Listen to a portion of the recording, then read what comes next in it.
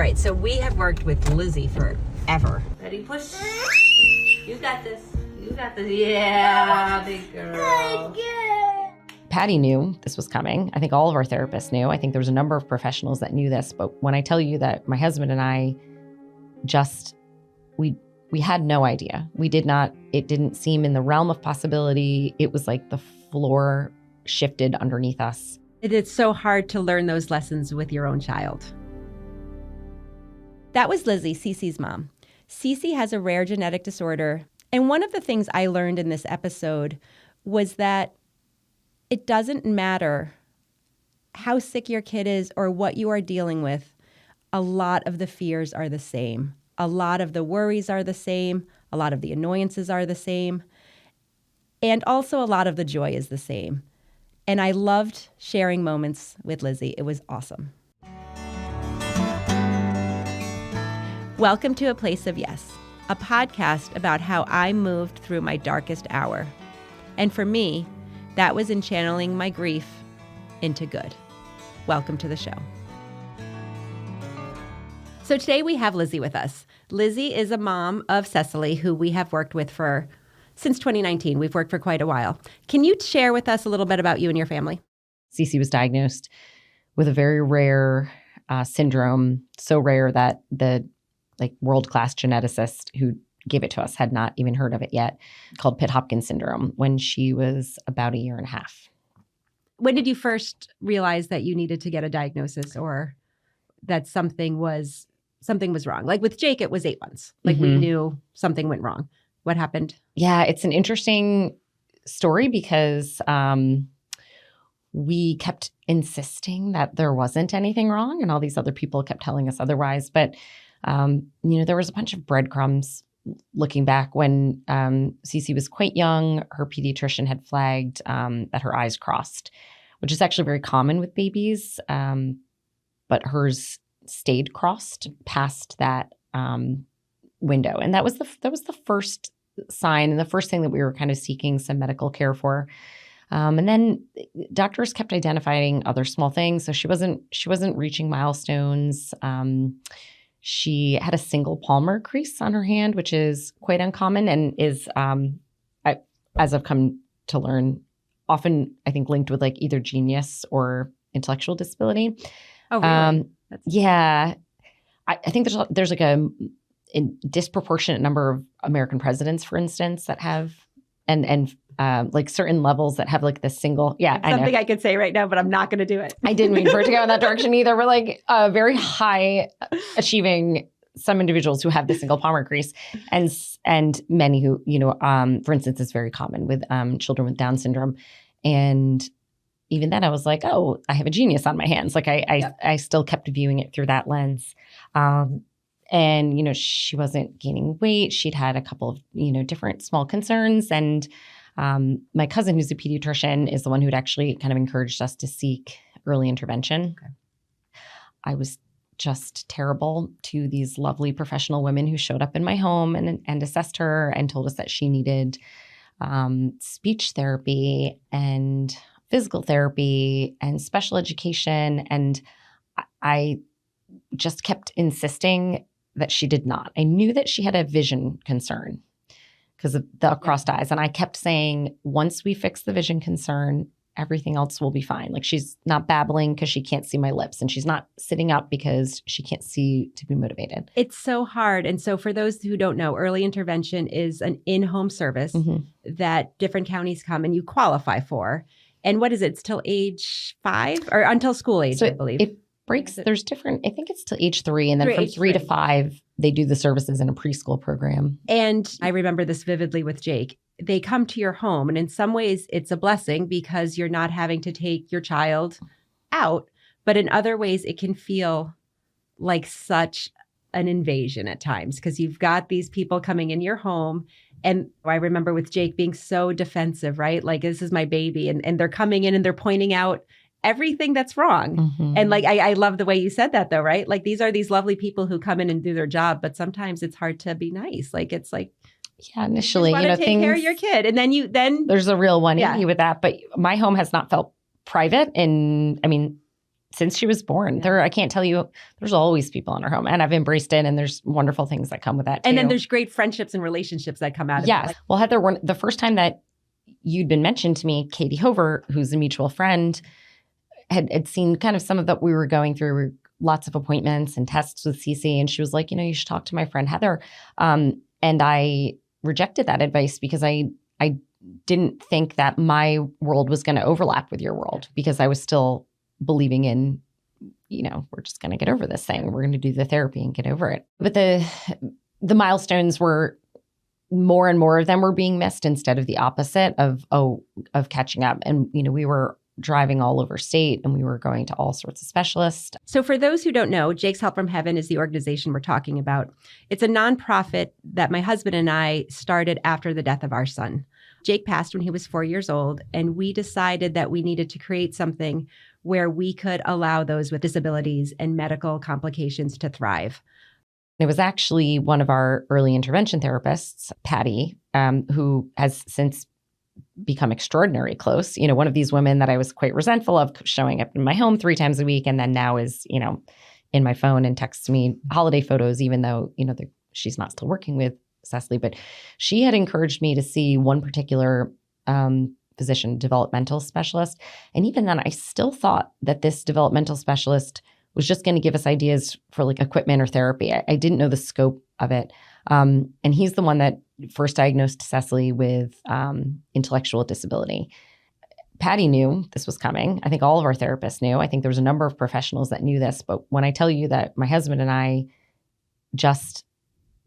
we had no idea. We did not, it didn't seem in the realm of possibility. It was like the floor shifted underneath us. And in part because I didn't know enough about people with intellectual disability. I'd had such minimal exposure, like I had so little to go from. It's so hard to learn those lessons with your own child.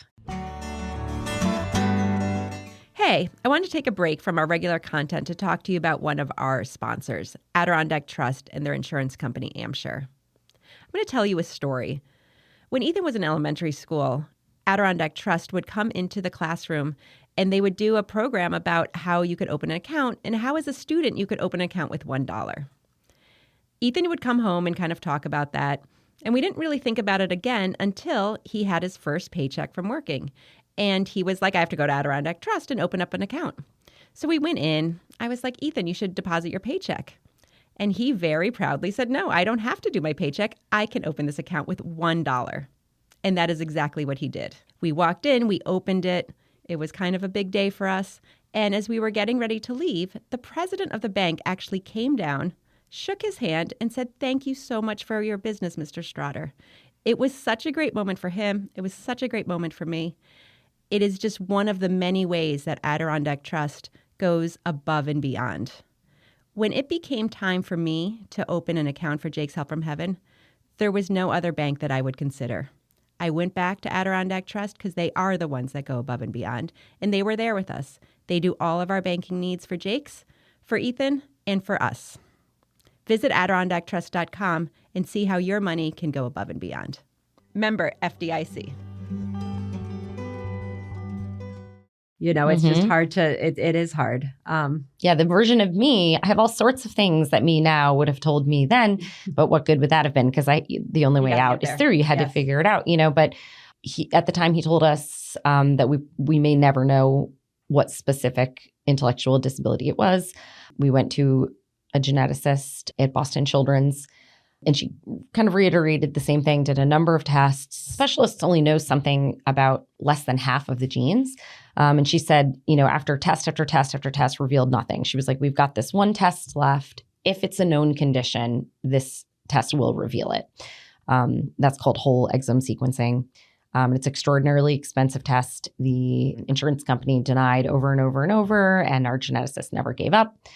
We eventually got the test, and there it was, Pitt-Hopkins syndrome. Geneticists had never heard of it. I had never heard of it, of course, and that's where it started. So tell me, you said, so Katie told you about Jake's and you said no. What made you fill out that first application in 2019?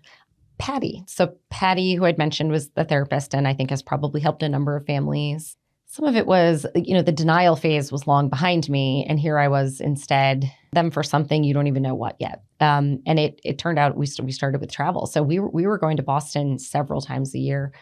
And it's since kind of, we're down to about 2 trips a year. But we'd been going to Boston Children's anyways for Cecily's eye care and for she was getting procedures that no one locally was doing.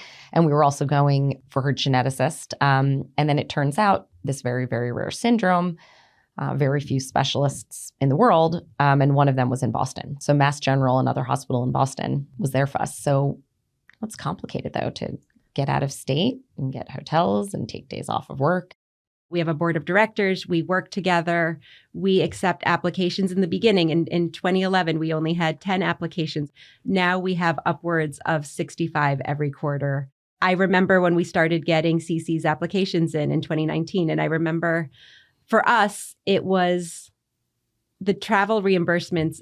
Some of our board members were like, we don't understand why we do this. And for us, it was such a personal decision to have those particular applications because with Jake, at one point we were going every month. That changed a little bit, but it's that same thing. You want the best for your kid. And a lot of times the best. His doctors were all at Boston Children's and they were at Mass General. And it's not just the down and back, right? It's the making sure your kid is comfortable. It's the gas, it's the mileage, it's the meals when you're not home. It's having a hotel that everyone can be comfortable with. You have other kids, sometimes you bring the kids, sometimes you don't, but it's just all of that. And we wanted, and it's the title of this podcast, but one of the things that we have always said around the board table, and one of the things that I've always said is we want to come from a place of yes. We want to keep that application and those asks for our families. We want to keep them simple because we've been there. We know what it's like. We want to be able to, if you can do the things that we need, that we are required to have on file, if you can give that to us, we want to come from a place of yes. We're going to say yes. Part of Jake's Help from Heaven is we wanted to make sure that families could get the best care that they needed for their child, for the individual, and that they could get it and not worry about it. So if we could ease that burden by covering those costs, that to us was something special. And, as I was reviewing sort of things, I was like, in the beginning, you were going a lot more, because sometimes like in 2021, we did 4 travel reimbursements. And that means you went possibly more than 4 times.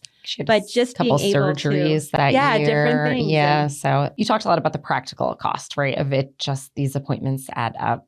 This isn't like the copay when my other kids get an eye infection, that it's a much more complicated process. So all the practical help with travel is I think obvious. I think you explained that well.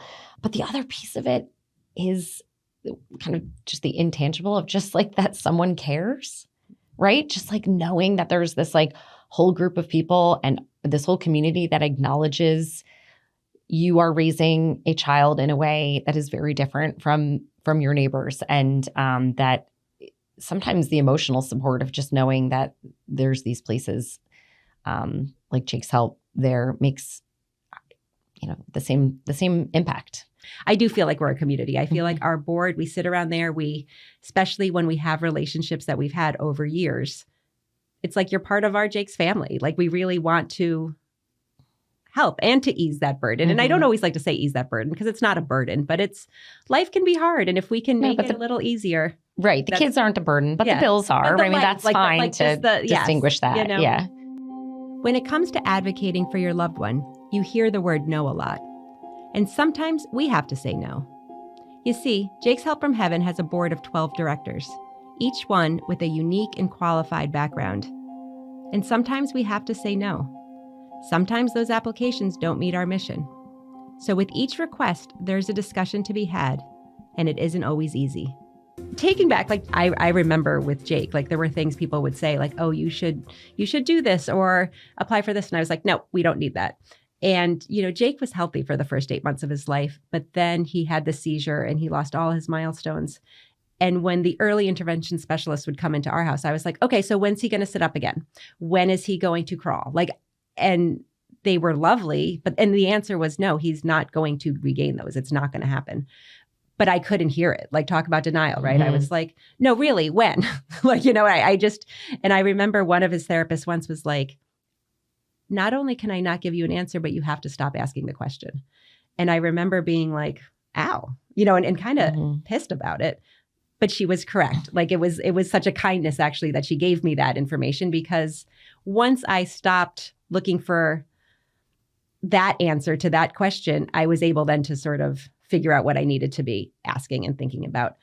I relate to that. Yeah. So, and I want to acknowledge that, the Venn diagram of your world and my world, we share some things in the middle, but I acknowledge that we have very different experiences, and I think one of the things you mentioned there is with Cecily's therapists and her school and her specialist, she's incrementally gaining skills. So she's doing things that she couldn't do years ago, and she's getting awesome. better. It is awesome, and it's such a small population. We don't have a lot of information, but we don't expect that her lifespan is going to be impacted. And I acknowledge, that you had in some ways the reverse of that you had to watch your son who had skills lose them. Yeah. But I do share that feeling of you were asking the wrong questions. Yep. And so was I. And my questions kept being, how is she going to live a good life when she's not going to live the life that I had imagined? Yep. You're telling me she's not going to go to a typical school. She's not going to go to college. She is not going to become a parent. And I saw only the answers that I wanted to those questions. And it took me a long time to realize that those were just not the right questions to ask. It's changing you got to just change the narrative a little bit. Yes, that the questions were instead of, what's going to be the markers of her good life. And I once suspect that becomes your focus, it's so great, right? Mm-hmm. Like, because that became, Jake passed when he was 4. We didn't expect it. But our job became to give him the very best life possible. And we feel good that we did give him a great life. It wasn't that life that we thought it was going to be with 2 boys, 15 months apart and that. But it was very special and equally good and all of those things. Let's pivot a little bit to not just the medical travel, but we have bought some equipment for Cece. Can you talk a little bit about that, like the impact that's had? And even, I had forgotten until we were talking earlier about the iPad during COVID, when we did a COVID emergency grant. Cece's equipment has been really helpful. One of Cece's challenges is trunk control and that she's non-mobile. So she is a wheelchair user. And the wheelchair is a bajillion pounds and it's heavy and it's lunking and it's wonderful that we have it and it's great for school. And I never ever want to hear the language confined to a wheelchair because she is not confined to a wheelchair. She's freed by her wheelchair. Her wheelchair brings her all sorts of wonderful places. But it also hurts my back because it's heavy. And we'd seen some other families in our Pitt Hopkins community using kind of like a lightweight, almost like a stroller model, but they're expensive because they don't make these and sell them at Target, because most 6-year-old children don't need them. So that was a really lovely, helpful experience to get that. We use it all the time. It's collapsible. It's lightweight. It's much easier I literally bring her more places just because it makes it simpler. That's what we love, right? It's like quality of life. And we say in our application, sometimes we say like medically necessary, which is pretty self-explanatory, but we also like to say medically convenient. Yeah. Because medically quality of life. It means it's quality of life. It means that if you can just make it a little easier, like something to just get in and out of the car, something that will keep her safe, then that makes everyone's life better. It's not just Cece's life, it's the whole family's life. My husband always talks about, and you kind of raised it a little bit, he always uses the example of a bike, but right, you're buying your typical kid a bike. You can go to Walmart, you can go to Target, you can go to the neighbor next door. You can they've got one in the garage. Yes, but all of a sudden you put special needs on any piece of equipment, and it just is so much more expensive, almost unattainable for many people. And that's kind of why we like to come in and sort of help with that, because we want all of our applicants to have the same experiences or as close to the same experiences, the same joy of like being in a safe seat and watching their sibling play soccer, or when it comes time to it, sitting in a bike and going on a bike ride, even if it's being pushed by the parent, but it's that feeling of being on a family bike ride. So some of the stuff we do is not just about, the medically necessary, but a lot of it, we live in that quality of life space. And then that iPad was lovely also. So I I have nothing good to say about COVID. My husband was an essential worker, so he was never home during this period. And I was home what I thought was going to be a nice maternity leave with my third son, who was just born. So he was a very easy little baby, which is funny because he's a complicated toddler, but I was happy. My son was 6 weeks old at the time. Both girls were in school. And then all of a sudden, everyone was home. And my oldest was a kindergartner. Cecily was in a preschool program. And I had a newborn. And I was the only adult home. And I'm trying to conduct virtual kindergarten. And we had to recite the Pledge of Allegiance every day. I had to pretend to be the bus driver to pick my oldest daughter up. And then I had to pretend to be the librarian to help her get the book out because she was so focused on maintaining the school schedule. The structure. And Cecily has school at the same time, and she's getting therapy.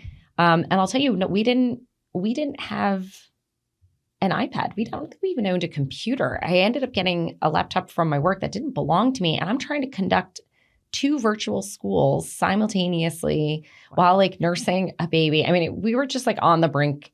We just all took turns crying all day until my husband came home from work, and that was it.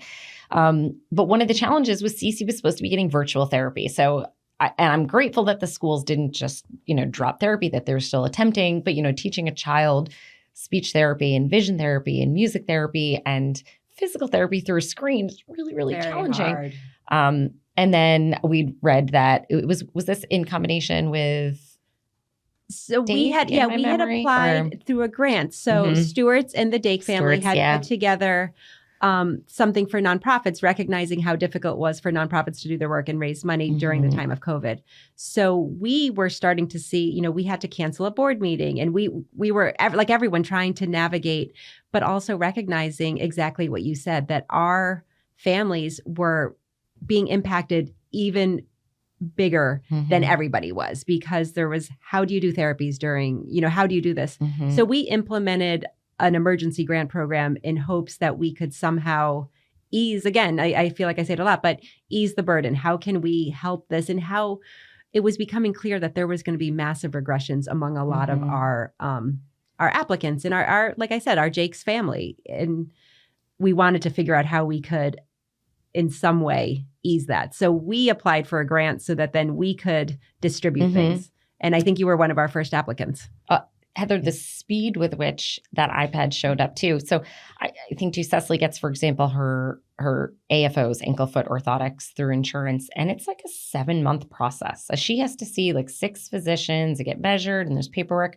I think I emailed you saying, hey, if you guys have iPads, we would really benefit from them. I have no way to do her therapy. And it showed up like the next day. Like, it was better than like the Amazon overnight delivery. I couldn't believe it. That was it. And then there she was. Part of our like place of yes, right? Like, we know, again, from experience, Medicare, insurance, any of these things can just take such a ridiculous amount of time that it's a little bit, we pride ourselves on that. Like, once you've done what we've asked you to do and we approve you, let's just get it done.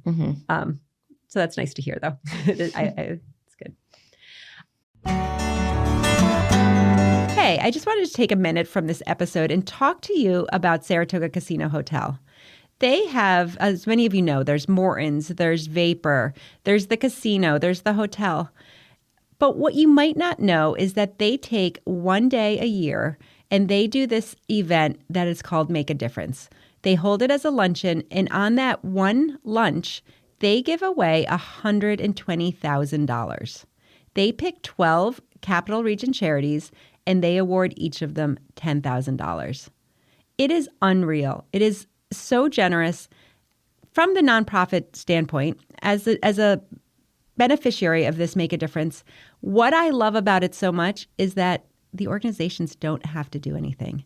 So many times organizations have to fill out so many forms, jump through hoops, do all of these things, and we gladly do it because we're looking for funding. But Saratoga Casino Hotel, they pick the charities and they just ask you to come to lunch. They treat you to a great lunch. You can bring your board, you can bring your donors, you can bring your family. Everyone gets this great lunch, and then they give you $10,000. It's unbelievable. It's so generous. Keep supporting them so they can keep supporting us.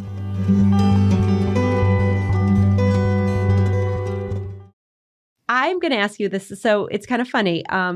Over the summer, Ethan, Jake's brother, graduated from high school. Him and his friends were, they had community service hours they needed, but they also are of that age where they were interested in what we're doing. They have, they've been coming to like our fundraisers. They know about Jake's Help from Heaven.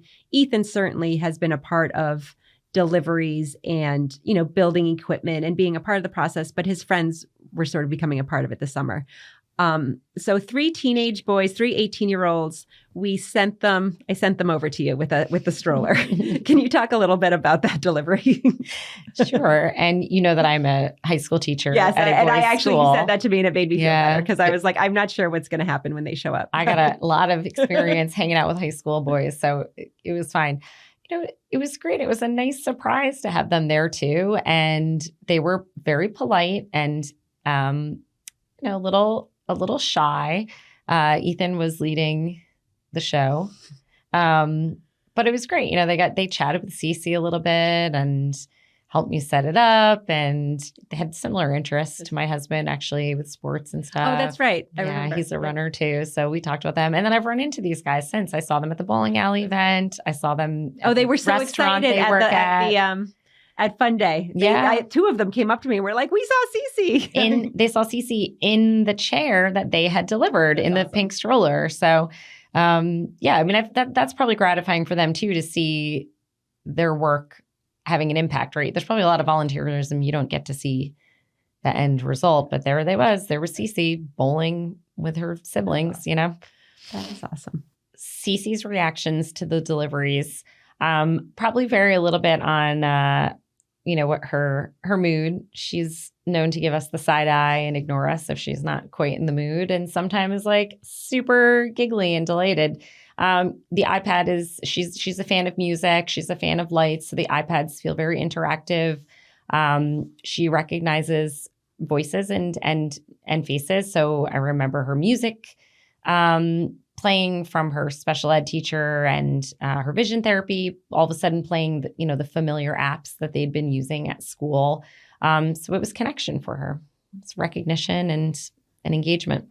I remember, I think it was, and I'm trying to remember if Brian was with me or not, but when we brought over the little Riften chair, and I remember you sat her right down at the table and she had her, I don't know, it was like a puzzle thing that she was playing with. Oh, yeah. And your son came right over and started playing. And for me, it was just this really sweet little moment, right? Where she was comfortable sitting in a place where she could have like this moment with her brother. And I don't know, like I just remember that being sweet. Because again, it's not always like, oh, it's this therapeutic chair that is giving her the best everything. It's giving her a chance of being a kid and playing with her brother. And it was just this thing you had. And, it was just this cute moment. And sometimes I think those moments are what it's all about. And I didn't mention this before, but that chair, the chair is a symbolic thing. I have a couple of these like objects in my home that I struggled with after Cecily's diagnosis. And this is years ago now, but I remember we'd had a backpack that had her name embroidered on it. That was a gift when she was little. And then it was hard to realize that she wouldn't actually even be able to wear a backpack comfortably or, walk to school like her sister had. And we had tap shoes that I was, convinced, okay, she's never going to wear her sister's hand-me-down tap shoes. But one of them was this little play table. So at the time, it was 2 little girls and we had a little table and 2 little wooden chairs. And you have this kind of vision of what you expect your siblings are going to sit together and color together or fight together, whatever it is, and something as simple as just like a little wooden chair that Cecily can't sit in safely. It doesn't give her the support she needs. It's weird because I struggled with that chair, I struggled with the backpack, just seeing those objects there as reminders that what you've envisioned is different than what you're going to get. And honestly, a lot of that is just some emotional interrogation to come to peace with it. But a lot of it is also just practical objects. Like all we needed was a chair designed to sustain her weight with a belt. All we needed was these great backpacks that that brands are making now that fit on the wheelchairs. You know, like there are those supports out there. And it's great to just have them and embrace that it's just a little different. It looks a little different than you thought, but Yeah. at the end of the day, it's still there. She's still sitting at the table. Now it is, yeah. Yep. So we wanted to do a little bit something light and fun. Mm-hmm. So we have this portion of the program called Ask Heather Anything. Oh boy. Yeah. So ask me anything. It's kind of loaded, but all right. Can we start with one that's maybe not light and fun and then launch into this? Sure. I would just love to hear a little more about Jake because I've gotten snippets over time. I always say, selfishly, one of the reasons we started Jake's Help from Heaven is it gives me an opportunity to talk about my son. So there's nothing, right? Like as a mom, you want to talk about your kids. And for me, it's 100%. I love talking about him. I talk about Ethan all day, every day. It's nice to have the chance. So thank you for asking. So Jake was born completely healthy, which is part of what's wild about this whole thing. He was born in Boston and he was born in May. And then 2 months later, we moved here to Saratoga. We lived in Boston and we had decided, we knew we were going to move, but we were like, oh, let's just have him at Beth Israel, like where Ethan was born. Let's just stay in Boston, make sure everything is good. It's a good delivery. He's a healthy baby. And then we'll move. That obviously is kind of ironic. But he was just, all he wanted to do was keep up with his big brother. He turned over early. He like cruised early. He was, I have pictures of them where, you know, Ethan would show him how to take all the stuffing out of a pillow. And then they would take all the stuffing out of the pillow and throw it all over the place. And Jake would just kind of be sitting there like laughing. And, charming, yeah. Yeah, and Ethan would be like covering him in like the pillow stuff. And I'd walk like around the corner and be like, what are you guys doing? So just that, you talk about that, you know, how you picture your life, right? And I used to have this very vivid picture of once Jake could walk, I'd be walking on the beach with a boy on each side. Like it's still hard for me because it just never happened. But it's that moment, like you just create these moments, right? Unfortunately, Jake was 8 months old. He was never a decent sleeper. He had some decent nights, but not a great, it was a totally normal night, but then he kept waking up. And I went to feed him and I noticed that his arm was twitching. And it was the weirdest thing. It was just this twitch.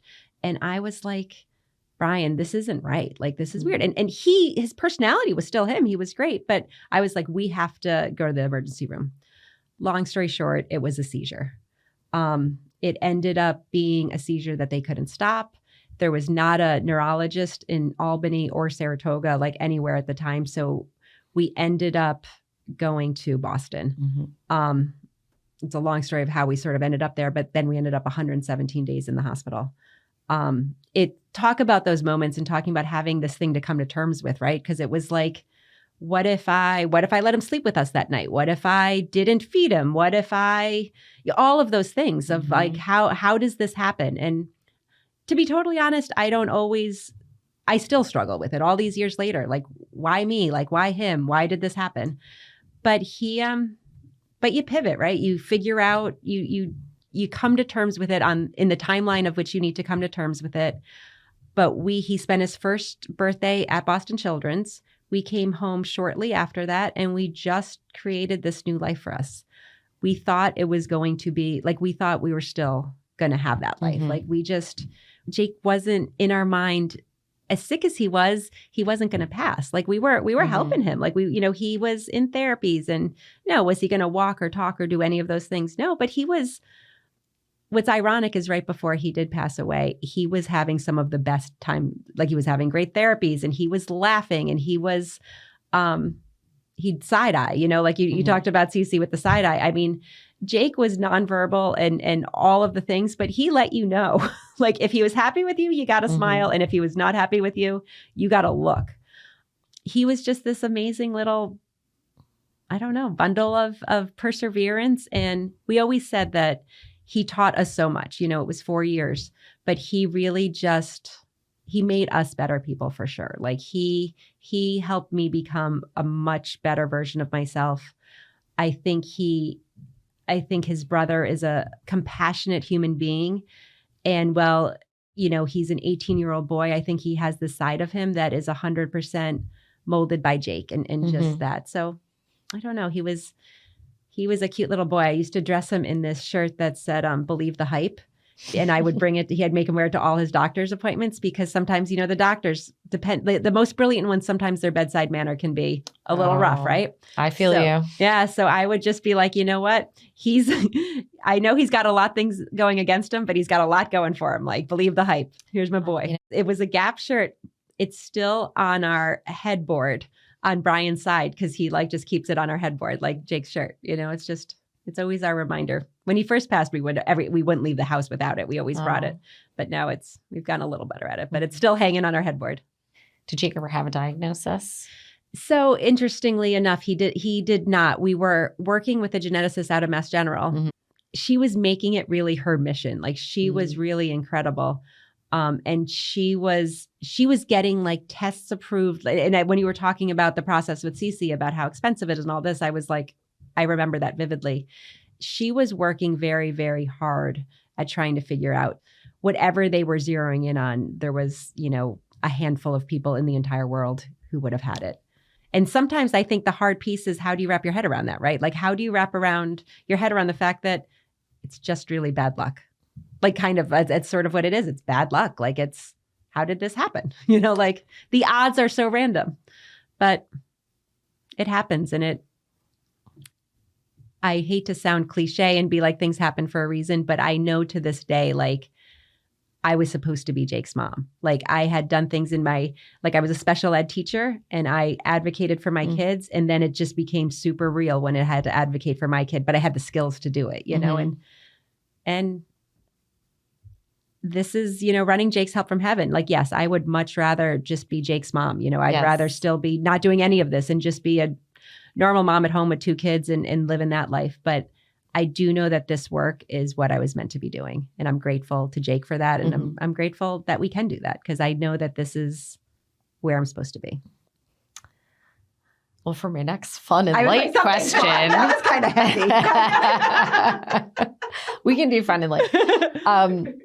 So we come from a place of yes. Is there a time you've had to say no? Someone has just asked for something or lied about their, some. I can vividly remember, I don't know that it was our first no, but it was our first hard pass. Our first hard pass. Okay. It was for a kitchen renovation.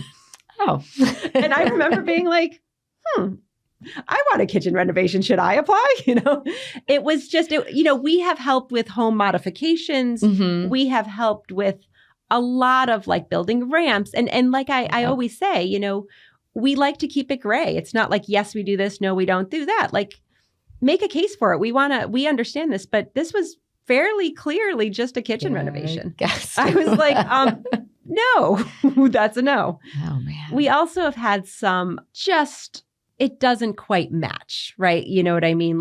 We have helped with service dogs. We have helped with training of service dogs, but we don't, we've gotten some applications then for a pure breed.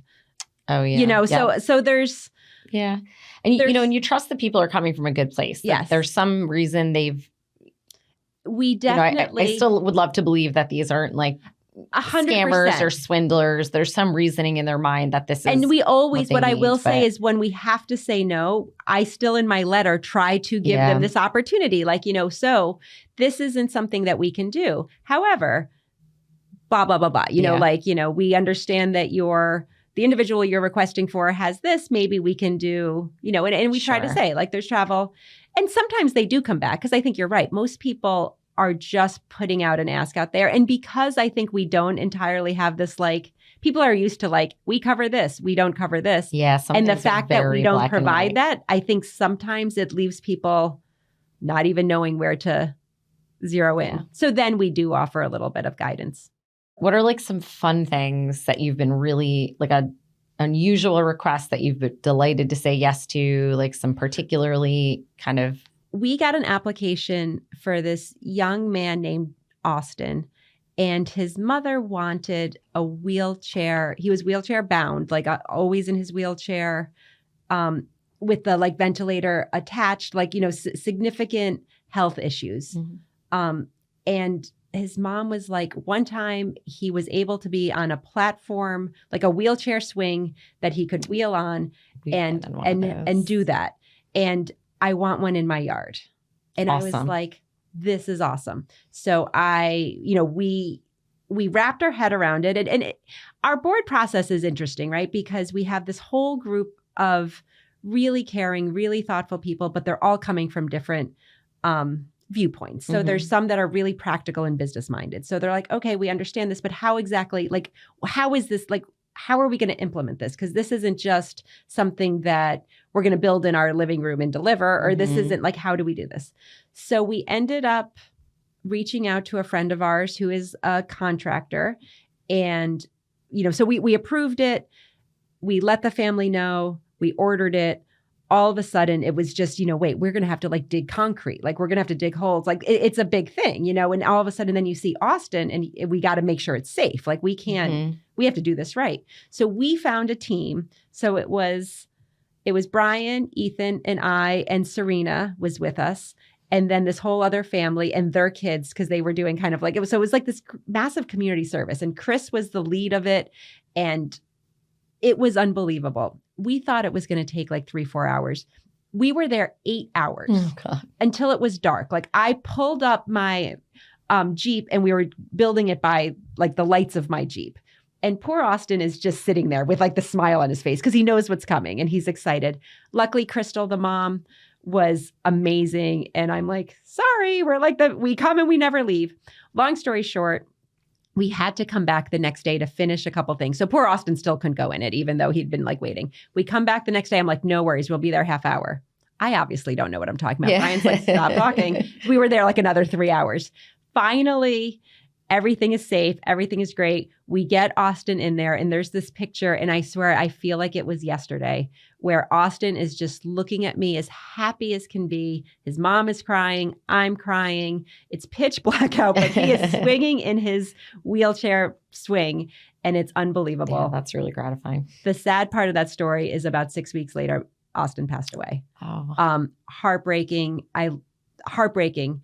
But it was just like, you never know the moment, right? You never know the joy. And that is why the place of yes is so important, because we gave Austin and we gave Crystal and the whole family, we gave them joy. Like, do we wish we gave it a year ago? Yes. Like Crystal was always like, I wish I applied before. But he loved that swing. Yeah, and it was just, she did it. And she did it. Yes. And we figured it out. And he had those moments, so that was a few years ago, but it's definitely one that stands out because it was just so complicated. And it was like what we were saying, yes, it wasn't just like I ordered it like the other things and then it shows like the iPad and it shows up the next day at your door. Or, today I picked up a wheelchair at Northeast Mobility and then drove and delivered it. Like those are straightforward and easy. This was multiple levels, but that's a good yes. It was such a good yes. It was so good. Thank you for listening. For more information on this week's episode or for resources mentioned, head to jakeshelpfromheaven.org. If you'd like to connect with me or have any ideas for an episode, please email me at aplaceofyespodcast@gmail.com.